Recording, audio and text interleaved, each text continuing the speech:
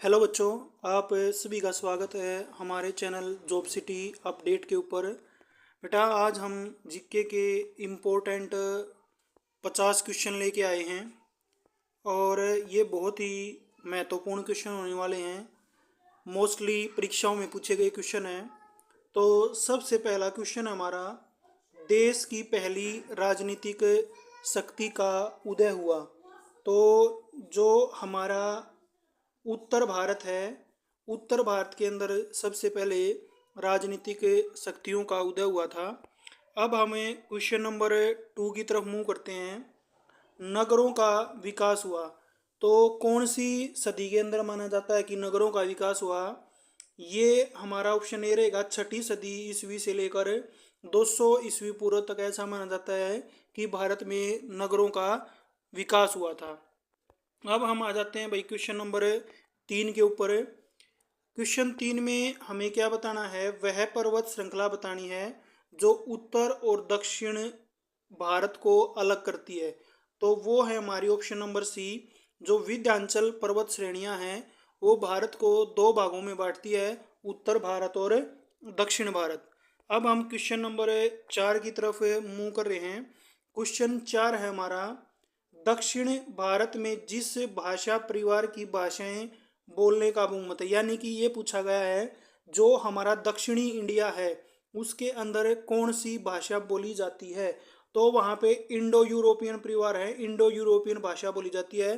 तो option number क्या रहेगा? ए रहेगा। तो बेटा हमारी वीडियो को लाइक कर दो, शेयर कर दो और चैनल को सब्सक्राइब कर दो भाई। अब हम आते हैं भाई क्वेश्चन नंबर 5 के ऊपर। क्वेश्चन नंबर 5 में है हमारा, भारत में जिस संस्कृति का विकास हुआ वह संस्कृति कौन है? जो हम ये क्वेश्चन लगा रहे हैं ये प्राचीन इतिहास के लगा रहे हैं भाई। भारत के अंदर जो है सांझी संस्कृति का विकास हुआ था। ये ऑप्शन नंबर हमारा क्या रहेगा? ए रहेगा। अब हम मूव करते हैं भाई क्वेश्चन नंबर 6 के ऊपर मूव करते हैं। ये हमारा क्वेश्चन नंबर 6 है। क्वेश्चन नंबर 6 में पूछा गया है, देश के जिस भाग में इंडो यूरोपीय परिवार की भाषाएं बोलने का बहुमत है। तो जो हमारा ऑप्शन नंबर सी है वो ये रहेगा, इंडो यूरोपियन परिवार की भाषाएं किस में बोली जाती हैं? उत्तर भारत में बोली जाती हैं भाई। अब हम मूव करते हैं क्वेश्चन नंबर 7 के ऊपर। क्वेश्चन 7 हमारा रहने वाला है, भारत में पहली मुख्य राजनीतिक शक्ति का उदय कहाँ पर हुआ था? तो ये हमारा उदय हुआ था भाई, राजनीतिक शक्ति का उदय पटना के पास हुआ था। ये हमारी एंशियंट हिस्ट्री, जो प्राचीन इतिहास है उससे ये क्वेश्चन पूछे जा रहे हैं भाई। अब है हमारा क्वेश्चन नंबर 8। क्वेश्चन नंबर 8 में अपना क्या है बच्चों? यहाँ पे पूछा गया है, प्राचीन काल में भारत को किस नाम से पुकारा जाता था? जम्बूद्वीप, बिल्कुल ठीक है, जम्बूद्वीप के नाम से जानते थे, इंडो के नाम से भी जानते थे, ईद। तो उपरोक्त सभी नामों से प्राचीन काल में भारत को इस नामों से जाना जाता था। क्वेश्चन नंबर 9 पे मूव करते हैं भाई। क्वेश्चन नंबर 9 क्या कह रहा है? मध्यकाल में भारत को हिंदुस्तान कहा जाता था, यह शब्द कहाँ से बना हुआ है? फारसी भाषा के हाँ बिल्कुल ठीक है भाई, ये फारसी भाषा के हिंदू शब्द से लिया गया है। तो वीडियो को दबा के लाइक कर दो बेटा, चैनल को सब्सक्राइब कर दो। अब हम आते हैं क्वेश्चन नंबर 10 के ऊपर। क्वेश्चन नंबर 10 में हमारा क्या है, भारत शब्द का क्या अर्थ है? तो ऑप्शन नंबर बी आ जाएगा भाई, भारत शब्द का अर्थ होता है बर्तों का देश। अब हम आते हैं क्वेश्चन नंबर 11 के ऊपर। तो बेटा आप वीडियो को पॉज करके भी आंसर देने की कोशिश करें और लास्ट में हमारे को बताएं कि भाई आपका क्या स्कोर रहा और आपको किस टॉपिक के ऊपर वीडियो चाहिए। भारत में उभरने वाली पहली नगरीय सभ्यता थी। तो सबसे पहले जो ए ऑप्शन है, हड़प्पा संस्कृति भारत में उभरने वाली पहली नगरीय सभ्यता थी। अब हम आते हैं भाई क्वेश्चन नंबर 12 के ऊपर। क्वेश्चन नंबर 12 में पूछा गया है, लोहा प्रौद्योगिकी के ज्ञान व उपयोग से किस व्यवसाय का प्रचार हुआ? जब प्राचीन काल के अंदर लोहे का उत्पत्ति हुई तो लोहे की उत्पत्ति होने के कारण किस व्यवसाय में वृद्धि हुई? तो ये हमारी हुई थी भाई किस में? कृषि के अंदर। तो अपनी ये कौन से व्यवसाय में वृद्धि हुई भाई? कृषि में। अब हम क्वेश्चन नंबर 13 की तरफ चलते हैं। क्वेश्चन नंबर 13 में है, छठी सदी ईसा पूर्व में किस धर्म का उदय हुआ था। तो ये अपने किस धर्म का उदय हुआ था भाई, छठी शताब्दी में बौद्ध धर्म और जैन धर्म का उदय हुआ था। जो बौद्ध धर्म के उदारक थे, जिन्होंने बौद्ध धर्म की खोज की थी, वो हमारे कौन थे भाई, उनका नाम कमेंट करके बताना आपको। और जो जैन धर्म के संस्थापक थे, उनका भी नाम आपको कमेंट बॉक्स में बताना है भाई। अब हम चलते हैं भाई क्वेश्चन नंबर 14 की तरफ। जो क्वेश्चन नंबर 14 है हमारा, 4 वर्णों पर आधारित सामाजिक व्यवस्था थी प्राचीन काल में, वो व्यवस्था हमारी कौन सी थी, वैदिक युग में थी भाई। 4 वर्णों पर आधारित सामाजिक व्यवस्था कहाँ पे थी, वैदिक युग में। ये बहुत इंपॉर्टेंट क्वेश्चन है भाई एंशियंट हिस्ट्री के। क्वेश्चन नंबर हम 15 की बात कर लेते हैं भाई। क्वेश्चन नंबर 15 में है, किस राजा ने युद्धों को त्याग दिया था।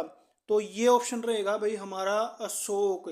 और अशोक ने युद्धों को कब त्याग दिया था भाई, 261 ईसा पूर्व त्याग दिया था। और क्यों त्याग दिया था भाई, क्योंकि कलिंग का युद्ध हुआ था और उस युद्ध में बहुत सारे जो लोग हैं वो मारे गए थे। तो इस वजह से अशोक ने आजीवन काल युद्धों को त्याग दिया था।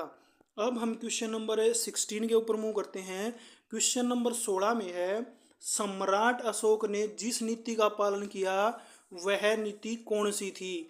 तो भाई सम्राट अशोक ने धार्मिक सहनशीलता नीति का परिचय दिया था, क्योंकि जो सम्राट अशोक है वो धार्मिक चीज़ों में विश्वास करते थे और सहनशीलता के ऊपर भी विश्वास रखते थे। अब हम चलते हैं भाई क्वेश्चन नंबर 17 के ऊपर। तो क्वेश्चन नंबर 17 हमारा क्या रहने वाला है, अशोक ने जिस धर्म को स्वीकार किया वह कौन सा धर्म था। तो भाई अशोक ने किस धर्म को स्वीकार किया था, बौद्ध धर्म को स्वीकार किया था। और जो चंद्रगुप्त मौर्य थे, उन्होंने किस धर्म को स्वीकार किया था, जैन धर्म को स्वीकार किया था। और जो ये अशोक हैं, हमारे बिंदुसार हैं, चंद्रगुप्त हैं, ये सारे किस वंश के शासक थे भाई, ये मौर्य वंश के शासक थे। अब हमारा अगला क्वेश्चन आता है, क्वेश्चन नंबर 18 आता है, भारत में शासन करने वाला पहला भारतीय मूल वंश कौन सा था। भाई शकों ने, पार्थियों ने, इन सभीयों ने भारत के ऊपर क्या किया था, शासन किया था। यहाँ पे उपरोक्त सभी लिखा हुआ तो यही आएगा। अगर यहाँ पे करने वाले भारतीय मूल वंश कौन से थे आना दे, पहला नहीं आएगा, यहाँ पे पहला नहीं आएगा तो उपरोक्त सभी आएगा। अगर यहाँ पे पहला वर्ड यूज हो गया तो हम क्या लगाएंगे, शक लगाएंगे। अब हम लगाते हैं भाई क्वेश्चन नंबर 19 को। क्वेश्चन नंबर 19 क्या रहने वाला भाई हमारा, क्वेश्चन नंबर 19 में है, जिस शासक के संरक्षण में, जिस शासक के संरक्षण में महायान बौद्ध का प्रसार हुआ, वो शासक हमारे कौन थे। तो वो शासक कौन थे भाई, कनिष्क। कनिष्क के समय में किसका प्रचार हुआ था, महायान बौद्ध धर्म का प्रसार हुआ था। और आपको कमेंट बॉक्स में बताना है जो कनिष्क है वो किस वंश से संबंध रखते थे। अब हम आते हैं भाई क्वेश्चन नंबर 20 के ऊपर। क्वेश्चन नंबर 20 हमारा क्या रहने वाला है, दक्षिण भारत के शैव संत कौन थे। तो दक्षिण भारत के शैव संत कौन थे भाई, ऑप्शन नंबर सी, जो नैनार हैं वो दक्षिण भारत के शैव संत थे। अब हम बात करते हैं भाई क्वेश्चन नंबर 21 की बात करते हैं। तो क्वेश्चन नंबर 21 में पूछा गया है कि जो दक्षिण भारत है उसके वैष्णव संत कौन थे। तो दक्षिण भारत के वैष्णव संत कौन थे भाई, अलगर थे। तो ये बहुत ही इंपॉर्टेंट है भाई, शैव संत कौन थे और वैष्णव संत कौन थे। अब हम मूव करते हैं बेटा क्वेश्चन नंबर 22 के ऊपर। क्वेश्चन नंबर 22 में क्या पूछा गया बच्चों, क्वेश्चन नंबर 22 में हमारे से पूछा गया है कि 8वीं से 12वीं सदी तक हरियाणा में सबसे शक्तिशाली राज्य कौन था। तो ये हमारा शक्तिशाली राज्य था भाई चोल, क्योंकि चोलों को बहुत ही शक्तिशाली माना जाता है। एक बार जो चोल हैं वो लगभग 300 ईस्वी पूर्व से लेकर 100 ईस्वी पूर्व तक राज किया था उन्होंने। और फिर लगभग 800 ईस्वी से लेकर 1112 ईस्वी तक फिर से चोल आ गए थे भाई। चोलों को बहुत ही शक्तिशाली माना गया और ये काफ़ी एरिया में फैल गए थे। अब हम बात करते हैं भाई क्वेश्चन नंबर 23 की। देश के विभिन्न भागों में मठ स्थापित करने वाले दार्शनिक कौन हैं। तो देश के विभिन्न भागों में किसने मठ स्थापित किए थे भाई? शंकराचार्य जी ने। शंकराचार्य जी ने देश के विभिन्न भागों में मठ स्थापित करे थे भाई। अब हम आते हैं क्वेश्चन नंबर 24 के ऊपर। 5वीं सदी के आरंभ में सिंध को किसने जीता था? तो ये सिंध को जीता था भाई, ए ऑप्शन, अरबों ने जीता था सिंध को। अब हम बात कर लेते हैं भाई क्वेश्चन नंबर 25 के ऊपर। क्वेश्चन नंबर 25 हमारा क्या कहता है? 12वीं सदी के अंत में और 13वीं सदी के आरंभ में दिल्ली सल्तनत की स्थापना किसने की थी? तो भाई दिल्ली सल्तनत की स्थापना हमारी किसने की थी? तुर्कों ने की थी। और आपको कमेंट बॉक्स में बताना है भाई पहला तुर्की कौन था जिसने दिल्ली के ऊपर क्या किया था? शासन किया था। और साथ ही साथ आपको ये बताना है जो रजिया सुल्तान है वो किस वंश से थी। अब हम बात करते हैं भाई क्वेश्चन नंबर 26 की।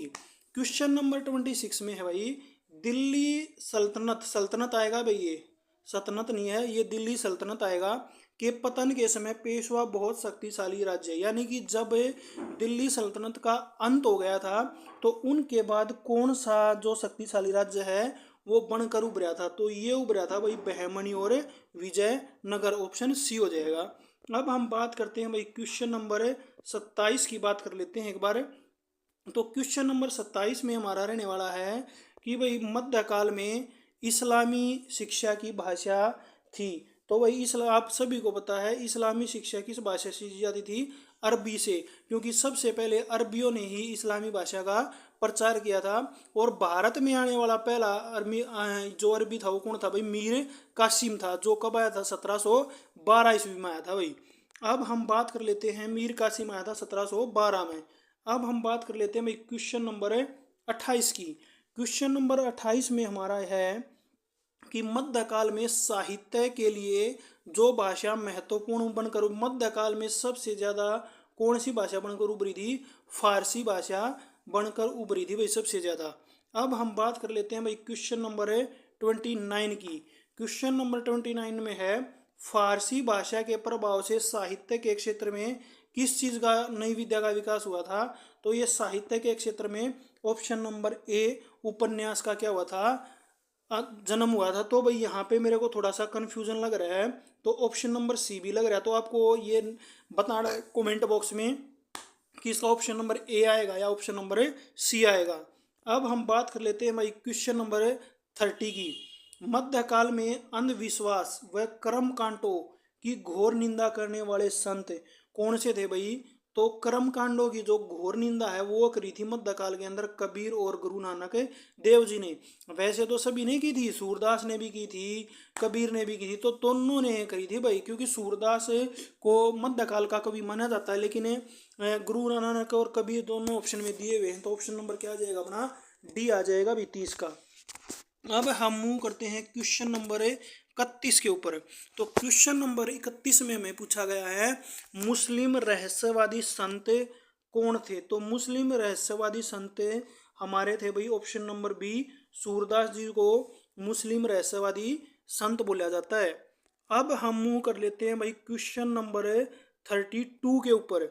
जो हमारा क्वेश्चन नंबर 32 है उसमें पूछा गया है भाई जो हमारा सबसे महान मुगल सम्राट है वो कौन था? तो अकबर को सबसे महान मुगल सम्राट माना जाता है। क्यों माना जाता है? क्योंकि अकबर के समय में जो मुगल काल का जो सीमा है यानी कि विस्तार है वो चरम सीमा तक पहुंच गया था। और अकबर को इसलिए भी महान माना जाता है क्योंकि अकबर ने हर धर्म के प्रति क्या दिखाई थी? अपनी दरियादिली दिखाई थी भाई, वो किसी भी धर्म के विरुद्ध में नहीं था।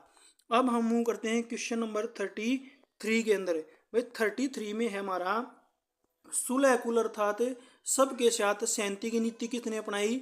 अभी अभी हमने जिक्र किया था भाई अकबर को महान जो मुगल शासक माना गया है, तो उसने ही सुलह कुल को अपनाया था भाई सबसे पहले, कि शांति के साथ रहना भाई, किसी के साथ लड़ाई झगड़ा नहीं करना बेकार में। अब हम मूव करते हैं भाई क्वेश्चन नंबर 34 के ऊपर मूव करते हैं भाई। क्वेश्चन नंबर 34 में हमारा क्या है? मुगल दरबार के संरक्षण में कला के जिस नए रूप का विकास हुआ वो रूप कौन सा माना जाता है? तो भाई मुगल दरबार में चित्रकला का सबसे ज़्यादा क्या हुआ था? निर्माण हुआ था। तो आपको ये बताना है कमेंट बॉक्स में कि जो हमारे मुगल कालीन शासक थे उनमें से चित्रकला के लिए कौन मशहूर था और भवन निर्माण के लिए कौन फेमस था। तो भाई चलो मैं एक का मैं आंसर बता देता हूँ। भवन निर्माण के लिए कौन फेमस था? शाहजहां। कौन फेमस था भाई? शाहजहां। इसको शारजहां भी बोल देते हैं भाई। और चित्रकला के लिए आपको बताना है कमेंट बॉक्स में कौन था भाई। अब हम मूव करते हैं क्वेश्चन नंबर 35 के ऊपर।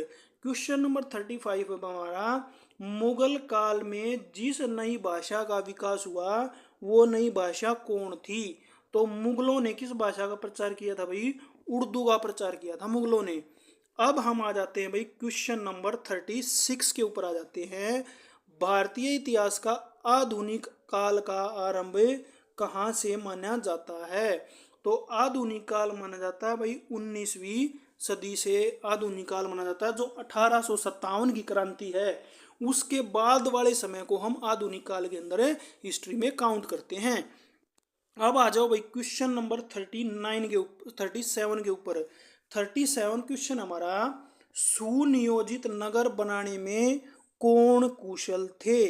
तो सुनियोजित नगर बनाने में कौन कुशल थे भाई? हड़प्पा निवासी। क्योंकि जो हड़प्पा वाले हैं वो नगरों के मामले में बड़े मशहूर थे। बहुत ही अच्छा तो तरीका था। आज के दिन भी इतने डेवलप नगर नहीं है हमारे जितने टाइम उस टाइम पे थे। अब हम बात कर लेते हैं भाई क्वेश्चन नंबर 38 की बात कर लेते हैं। तो क्वेश्चन नंबर 38 हमारा क्या रहने वाला है? हमें बताना है निम्नलिखित का संबंध हड़प्पा संस्कृति से नहीं है। भाई नृत्य की कांस्य की मूर्ति, तो ये बिल्कुल हड़प्पा सभ्यता के अंदर थी। विशाल विशाल स्नानागार ये भी हड़प्पा में था।